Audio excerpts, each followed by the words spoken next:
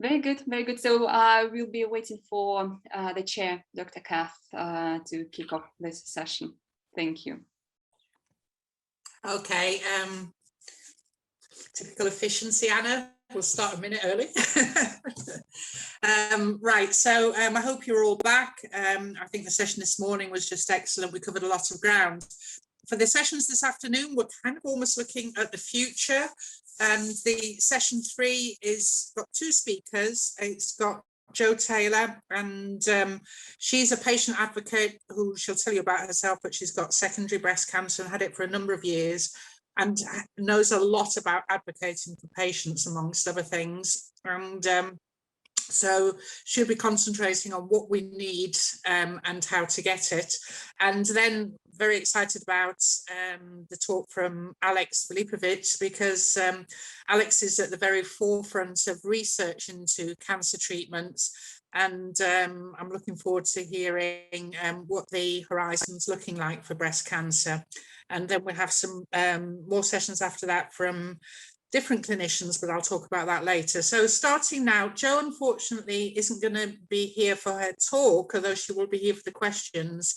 So Anna's going to show a video that Jo's prepared, and then we'll go straight into Alex's talk, and then we'll have 5 to 10 minutes for questions at the end.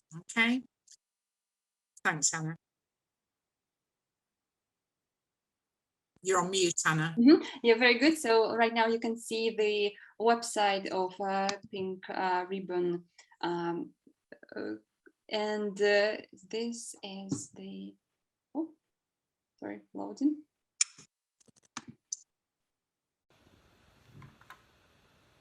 Hi, sorry I can't be with you just at this moment. Hopefully I'll be joining later. My name is Jo Taylor. I am the founder of 2 organisations called After Breast Cancer Diagnosis and MetUp UK. As a patient advocate, I can see the many issues that there are living with this devastating, incurable illness and being ignored and invisible. Secondary breast cancer has to be highlighted. It is the biggest killer of women with cancer under 50. In the UK, 31 women die every day. That equates to around 1,000 a month, 11,500 every year, and there are 80 men who die of secondary breast cancer as well. We want to survive longer. We need improved outcomes for secondary breast cancer patients. There is a total lack of awareness of secondary breast cancer as it is ignored, and there is no awareness campaign about the disease like there is for primary breast cancer. GPs don't understand secondary breast cancer, and patients with primary disease can be ignored due to a lack of understanding. I created an infographic to show where patients will develop secondary breast cancer, and the NHS in England is now signposting to this important document. Pfizer have supported this document to be translated into 11 languages, so there will be awareness worldwide. There needs to be an uptake of the infographic and for it to be used within the whole of the UK. There is an end of treatment summary report that was created in Greater Manchester Cancer that includes the infographic, which is shared within NHS England, supporting awareness for patients. The document is also shared with the GP via Gateway C, which is a portal for GP learning. Again, GPs need to be aware of what to look for patients instead of sending people away, especially if those have already had primary breast cancer.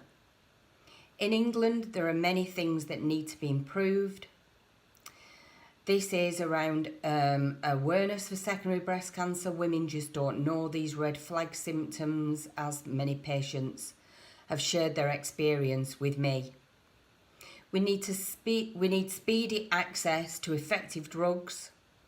We need to be counted, and data needs to be collected, as there are no figures for those who are living with secondary breast cancer, as highlighted recently in a BBC report. We don't have true personalised care. Not everyone has access to specific radiotherapies, surgeries, and genomic testing is not standard for every patient every time they progress with the disease. We have restrictive treatment lines, and we cannot go back on treatments if we progress. And we all need all the drugs to be available to use them effectively within a toolbox of drugs. We need better access to clinical trials and an easier way to access them. METUP are creating a database that make sure that all trials for breast cancer are collected into one document, because there is a problem with this and not having visibility of all the clinical trials on each database. Clinical trials have many restrictions to access, and we have limited access to trials due to the amount of chemotherapy patients already have had. If they've had numerous chemotherapies, it sometimes makes us ineligible for trials or trial access. I've campaigned for over 8 years about the lack of data. It was mandatory around about 15 years ago. Now an NHS audit has been agreed, but this won't provide data until 2023. Tenders will not be agreed until after October 2022, and then they have to start collecting the data. We have a 2 to 3 median life expectancy, which means some patients won't even be alive to see these results. If no data is collected, we have a lack of support due to no access to funds, not enough clinical nurse specialists, no services to support patients. How do we know what drugs are needed? How do we support secondary breast cancer patients with clinical trials? We need more services like radiotherapy and surgeries. We need more investment to survive longer. If we don't count patients, how do we know if survival is improving? We need to measure outcomes as there are no measures. We've watched a pandemic unfold and all the figures and statistics that were produced. COVID patients who are living with COVID are counted, and we know how many die from COVID, but we still don't know how many are living with secondary breast cancer. We just know that 31 die every day, 1,000 a month, 11,500 every year. We demand change. Thank you. Well, in Jo's absence, thank you very much for that, Jo. I mean, as usual, she's given a very concise and to the point talk and covering some very important issues, which we will discuss further in the Q&As when I'm hoping she'll be back. And I'd like to hand over to Dr. Alex Filipovic, who is Honorary Clinical Research Fellow at the Department of Surgery and Cancer, Imperial College. And as I say, I'm very much looking forward to her talk on drug markers and trials and looking at a more robust system. Thank you very much, Kathleen, and welcome everybody to this session. Thank you for your time. I'm really pleased that we kicked off this particular session with patient advocacy, because we all always need to be grounded and reminded that what we do is always about the patient and only about the patient. I'll give a very short personal intro. As you said, my name is Alex Filipovic. I have always throughout my career combined clinical practice with research. Very fortunately, at the start of my career with basic and translational research, which has just had its natural progression into now doing clinical trials and combining that with active clinical day-to-day practice. And I'm very happy to be doing both, because on the one hand, we get very, very grounded in real life clinical practice with patients. And then there is so much hope and awareness of all the progress that has happened in the field of oncology, especially in the past 10, 11 years. And we see it coming into the practice that we can offer to our patients. So I would kick this off by saying that we have witnessed a really profound paradigm shift in the field of oncology with the entrance of immunotherapies into the cancer treatment paradigm about 11 years ago, with the approval of ipilimumab in 2011, and then approvals of anti-PD-1s in 2014, 2015, and onwards. We have really seen an explosion of checkpoint inhibitors and the benefits that they have brought to many different cancer types. And I think what this has raised awareness to is the fact that we can be harnessing our own body's immune system to deliver anti-cancer care, which wasn't the case before. We were always aware that the immune system was very important, but we didn't necessarily have ways of engaging it back into the treatment of cancer. And we have those ways now. Now, breast cancer is not necessarily an indication where the checkpoint inhibitor therapy is mainstream, but it is mainstream for many other types of cancer, such as melanoma, non-small cell lung, certain forms of colorectal cancer, bladder and renal. And I'm going to obviously not mention all of them, but for breast cancer, where this has taken some stride is in triple negative breast, which has been an area of great unmet medical need.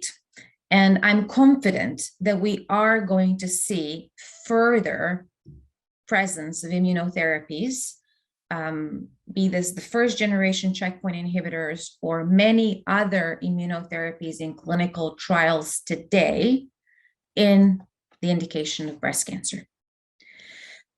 Breast cancer, as we know, can be primary and secondary. And today we're talking about secondary breast cancer. We again then have subcategories within based on the expression of receptors, estrogen receptor, HER2, or the absence or presence of both of these. And we have seen considerable progress in the treatment of secondary breast cancer in each one of these categories in the recent years. In the estrogen receptor positive breast cancer, we have seen an introduction of CDK4/6 inhibitors, which are now given first line secondary breast cancer.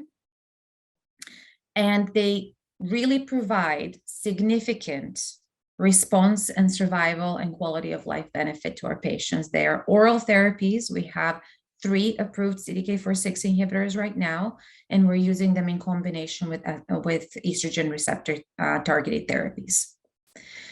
We have also seen great progress in the HER2 positive breast cancer space, with approvals of several antibody drug conjugate drugs. We have seen a recent approval of Enhertu in the HER2 positive space, which we now use following a previously approved antibody drug conjugate, Kadcyla. We also have another drug called tucatinib that has been approved for metastatic breast cancer that is HER2 positive. And we also have neratinib that was approved several years ago. Neratinib we can also use in the context of ER positive, HER2 positive breast cancer, so the triple positive disease. We have multiple anti-HER2 targeted therapies in early and late stage clinical trials, undoubtedly creating a lot of potential to have more lines of treatment available upon failure of the currently approved lines of treatment. We have recently seen a wonderful announcement of for the new antibody drug conjugate Enhertu, where they show benefit not only for HER2 3+ amplified breast cancers, but also for the HER2 non-amplified 1+, 2+ expressing breast cancers. And we can now obtain this drug through dedicated patient access program, which wasn't the case before. In the triple negative breast cancer space, we have recently had an approval as well of an antibody drug conjugate. And having the awareness of what is happening in the drug development space for breast cancer, there is really a lot going on. And not only are we investigating immunotherapies for secondary breast cancer, we're also really investing a lot in new chemotherapies, new targeted agents, which can be targeted to genomic drivers of breast cancer. And our previous speaker mentioned genomic testing, which I fully agree is incredibly important in our routine practice. And I also agree that we do not have enough access to it for every patient, and not enough access on a continuous basis. So we've got agents targeting, for example, the PI3 kinase mutations, and PI3 kinase pathway is an oncogenic pathway that plays a significant role in pathogenesis and progression of breast cancer, of certain types of breast cancer. And there are other mutations as well that ultimately we may be able to address therapeutically. Another avenue of great interest in the drug development space is combination therapies and a concept of what we call synthetic lethality, which in a nutshell means combining two drugs that work really well together, while one and the other individually won't necessarily have great efficacy. But when combined, they actually converge mechanistically in a way that actually produces clinical benefit. I have neglected previously to mention another category of drugs which has been serving us beautifully in the context of breast cancer, irrespective of the receptor status, but are relevant to a mutation status, and those are the PARP inhibitors for BRCA1 and or 2 deleterious mutation carriers. And these drugs are, again, very well tolerated and have excellent efficacy in clinic. So we are really mindful of the genomic landscape and the vast amounts of data that we are collecting, analyzing, interpreting, and understanding. This takes time. And that is the truth of it. It does take time. It takes thousands and thousands of patients. It takes prospective clinical studies and following outcome based on actions taken. So I do understand how oftentimes in certain periods of time, we can perceive that there is not much going on. And then all of a sudden there is a tremendous progress with introduction of novel treatments. But I really can assure our patients and the community that there are tremendous drug development efforts going on in the background, and there is a lot of promise. I remember the year of 2001 when I was training at Jackson's Memorial in Miami. And back then, I remember us asking the question, what are we going to give patients after tamoxifen? Here we are 21 years later with more drugs than we could even count. So I really want to, as much as we are aware that this is a significant burden for the community, for the community at large, for medical community, for patients and their caregivers especially, I also want to emphasize this positive note that we have made a lot of progress, that the results are evident, and that there is more to come. Now, I believe that there is one aspect that we don't necessarily talk about too much, but that plays a very important part, not only for secondary breast cancer, but for primary breast cancer and every other cancer. And that is holistic care. How can we ensure that a patient comes to an oncology appointment and leaves with a little bit more than just a prescription, a blood test, and a scan? And there are beautiful conversations being introduced and held in the recent years, and especially probably since the pandemic hit and really brought to our awareness how much looking at a disease holistically is important: mind, body, soul, spirit, however we want to call it. And I really believe that that is really, that becomes an important pillar in the treatment journey of cancer patients who choose to incorporate that into their toolbox of care. And there are beautiful practitioners out there that are offering this type of care as well. So I will pause here. I know we have another 5 or 10 minutes left for this session, and I know we have questions, but I really did want to leave us on a positive note, acknowledging that there's lots more that can be done, but also with a reassurance that the medical profession and the drug development field are really looking into it. Thank you very much, Alex. I mean, that's very uplifting talk, as I expected from you. There certainly are some questions. One, would you clarify the time needed in years to get these drugs that you've been discussing to the market? I know you said it was a long time, but so people are aware just what kind of time frame you're talking about. You know, it really depends. For a drug to actually come to market, it can take anywhere between 5 to 10 years. It really depends on which cancer you're trialing the drug in.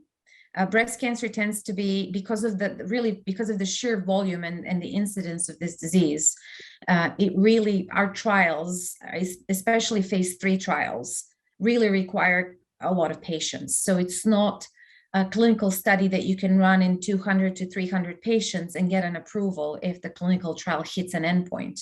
You really do need probably north of 600 patients, and some trials need many, many more globally in order to be powered well, so that the results on the back end of the study actually have meaning and can be translated into an approval and into clinical practice.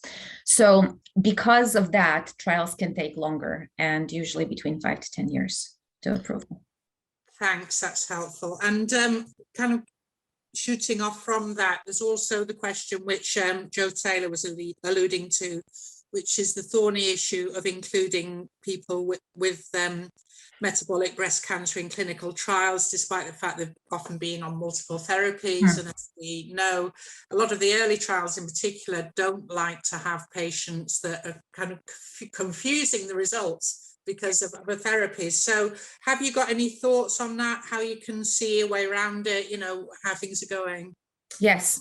So this really brings us to the innovative clinical trial design strategies. And more so than not, companies are now really implementing those innovative clinical trial designs. And that is reflected in really in different ways. One way is to do what we call an adaptive trial design, which means that you are building a protocol from the get-go that will allow you to even go to approval from that one protocol, if the drug is that good. Those are rare cases where you could actually execute it in that way, but it isn't impossible. There's also quite a bit going on with organizations, and I have to be honest, I'm not aware of one yet for breast cancer, but I do know that there is one such for pancreatic cancer and for ovarian cancer, where there will be a consortium of clinical trial sites in a certain country or continent. And a sponsor, a drug developer, will come in with a new drug, and they will enter a streamline within that organization with the new drug, and use the standard of care comparator arm, which is continuously running through that consortium.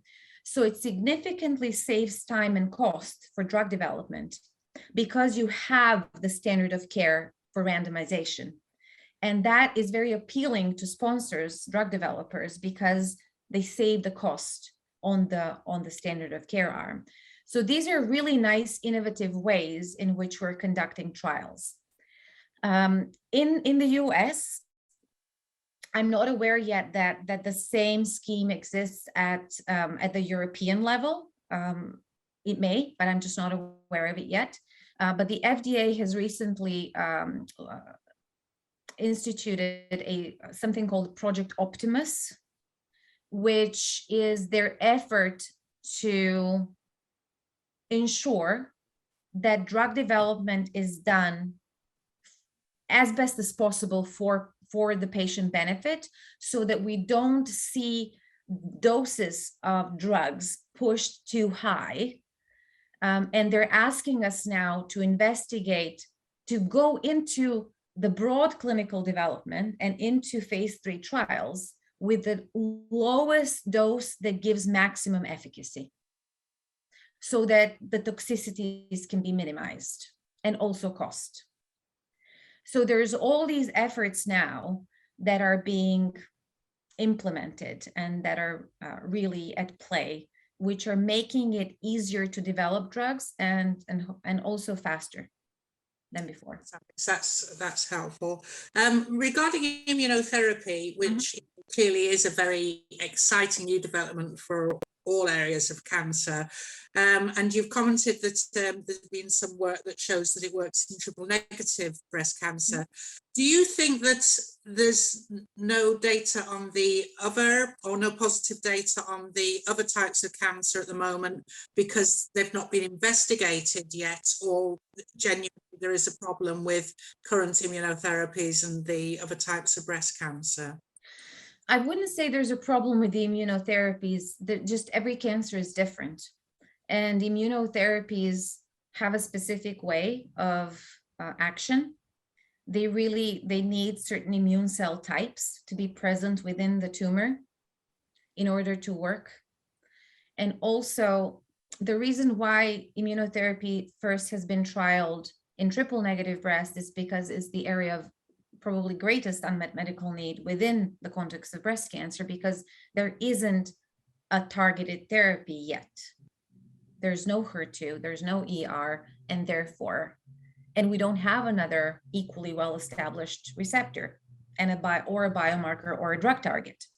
So that's why immunotherapy went there first, and we have seen some positive data in combination with chemotherapy, both in the neoadjuvant setting, meaning before surgery, and in the secondary breast cancer setting.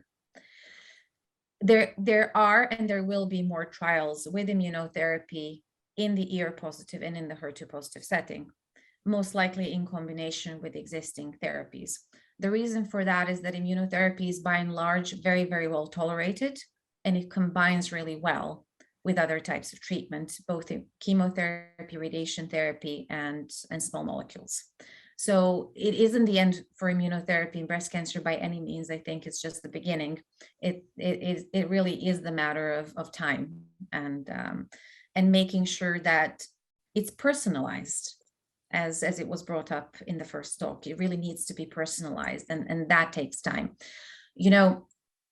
Developing a biomarker and a companion diagnostic, which means that you know what you're targeting with your drug and you know how you're selecting patients for the drug. That is a huge endeavor that usually goes unrecognized. It is incredibly costly, and it is not complicated. So whenever one, and it also is reflected in the fact that we really don't have many of those at all across tumor types. So it really, we're working on it. The community really is working on it. There's incredible research going on in academic institutions in the UK, across the world. What I'm really encouraged by to see in the previous years is the collaboration happening between biotech industry and big pharma and academic institutions to accelerate translation of what the academic scientists have discovered into therapeutic development. And that is, I think, an incredibly important avenue that we're witnessing and following. Thanks, Alex. I mean, that's really encouraging, because I think, there is a perception that not much is happening because people don't see all that. So that's really, really good to know. One just last question for you, and then I'm hoping Joe will be back. Somebody has asked about the place of food trials in cancer therapy, and also, well, I think she's also asked you to comment on lack of innovative therapy in breast cancer. I think you've already answered that very well. And then she's also asked about the use of, in the example she's given is an old schizophrenia drug as an antiemetic, which worries some people, obviously, or why am I being given an anti-schizophrenia drug? So if you could possibly answer those, that would be great. Sure. So I'll start from the back, from the last question. Personally, I'm not aware of that particular drug being given as an antiemetic. So I would encourage the patient to ask into that a little bit in greater detail, and perhaps even to give herself permission to challenge that, because we really do have excellent antiemetic drugs. And that particular one is not the one that I'm aware that we're giving as an antiemetic. So there may be other reasons or other conversations to be had around it as to why that one was suggested for her as an antiemetic. We don't usually give it, at least not where I have practiced over the years. Maybe it's given in other centers, but I truly am not aware of that. When it comes to food trials, there have been extensive food trials done for breast cancer, supplement trials as well, and not many have yielded any meaningful data that would change practice. Food, of course, is very, very important. It gives us nutrition, sustenance, and we also know that it is metabolized through pathways that some drugs also use to be metabolized. So we do have suggestions for patients, for example, when they get on some chemotherapy drugs and certain small molecule inhibitors, and we tend to tell them, please avoid grapefruit because it utilizes the same enzyme that the drug we're giving you will need to get metabolized. So you don't want the two competing. And then each one of us is different, and each one of us will have a different metabolism also. So it is not a one shoe fits all type thing. Oftentimes, when there is a breast cancer diagnosis or any cancer diagnosis, typically the first thing that the patient will go to change is their dietary regimen. And I do fully support that. And I often just like to say that if there is a massive change in a dietary regimen, a massive exclusion of something that was previously present, and equally, an introduction of something that your body has never seen before, that can represent sometimes more stress on the body than give immediate benefit that one is looking for. So I still tend to advise everything in moderation. And if you're introducing changes, then do that gradually. And I do support that always, because the patient knows their body best. So I really try to encourage that empowerment of the patient for the patient so that they can act from within to know what's best for them. And that also tends to be sometimes linked to cancer. Can often feel as if I don't have any control. I can't control this. And then food is something I can control. So there's all these different facets when it comes to food that we need to look at and have an open dialogue with the patient about. And that's where the holistic approach comes in. Thank you very much, Alex. That's been really helpful. We're going to have to stop here, unfortunately, but that's been very, very useful advice. I'm sure everybody will agree with that. Joe, are you back now? I'm back. Oh, sorry. Good. Okay, so I'm really sorry that I missed. No, something. It worked very well, the video. It was excellent. Thank you. Sorry. One question which I think would be best addressed to you. Sorry, I'm joking now. It's actually from a lady in Denmark, but I think, you know, you might well have some thoughts on it.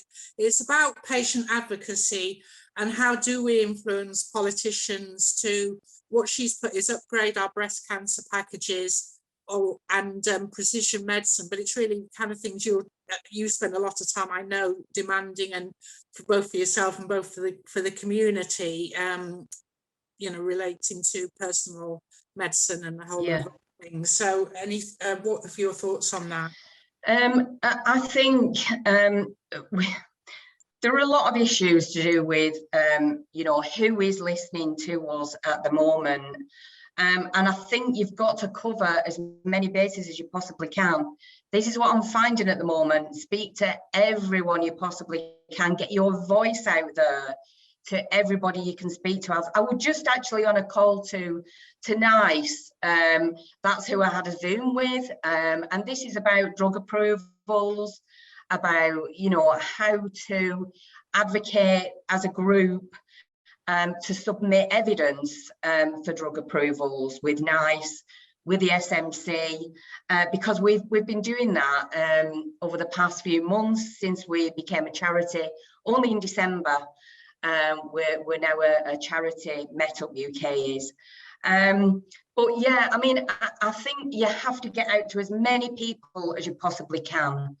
MPs, get into clinical people, clinical trials, researchers.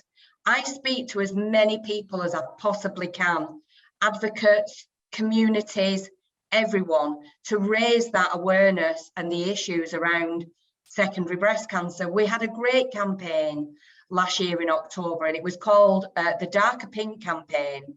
And we had 31 images, 31 figures depicting 31 women who die every day, and there was 31 days in October, and it was an art installation. They had QR codes on there, and I'm trying to get that now possibly into Parliament, and whether we can get them into kind of an area where MPs will see them, because again, we're invisible, and this is what has been highlighted a number of times by, you know, campaigns like from Breast Cancer Now, you know, the invisibility of secondary breast cancer, because it's all very pink and fluffy. And everybody thinks everybody lives well with breast cancer. Well, you know, there's a number of us dying every day. 31 people die every day. And that message really needs to be hammered home. You know, it's not a figure that, you know, can be just ignored. 11,500 every year. I would say just speak to everybody, raise your profile, speak to anyone and everybody you possibly can. Thank you very much, Jo. I mean, there's lots more I'd like to ask you, but unfortunately time is against us.